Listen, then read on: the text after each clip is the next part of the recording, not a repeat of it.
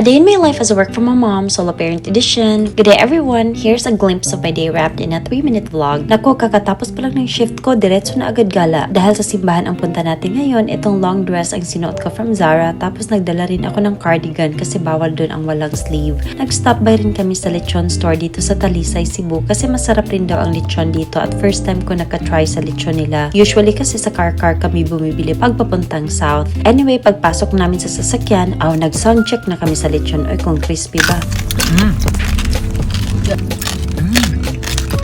Tapos nagsalo-salo na kami ng family ko sa pananghalian dito malapit sa Simala Church. Usually dito talaga kami kumakain. Nagdadala lang kami ng food at pinagsasaluhan namin. Total may sasakyan naman at saka yung ibang food namin. Tira rin yan kagabi sa aming salo-salo. Naging panata na talaga namin na pumunta sa Simala Church every January. Pasalamat na rin sa mga biyayang natanggap at saka mga divine provisions. Paghihingi ng tawad if I'm the cause of someone else's pain. Baka hindi lang ako aware or hindi sapat ang paghingi ko ng tawad. I wish for healing sa taong nasaktan ko without my intention. Wala na nga akong partner at third wheel pa sa kapatid ko, pinaalis pa niya ako.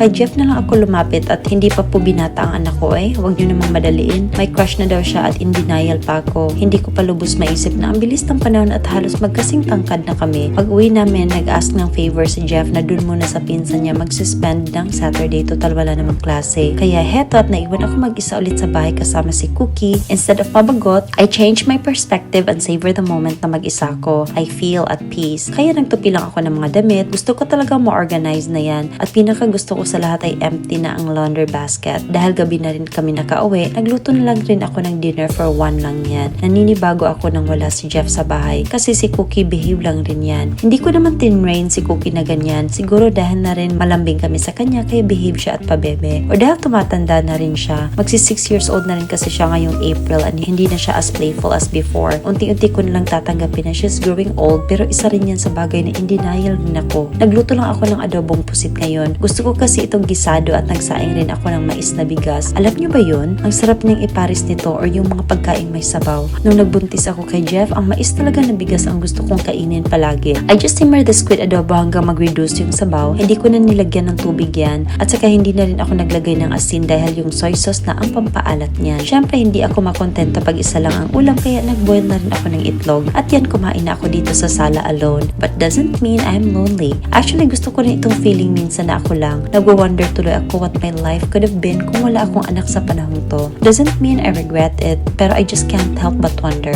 At ayun, kinakalabit na nga rin ako ni Cookie dahil gusto na rin tumikim sa kinakain ko. At ayun na ang mga realizations ko for today. Thank you so much for watching. Bye!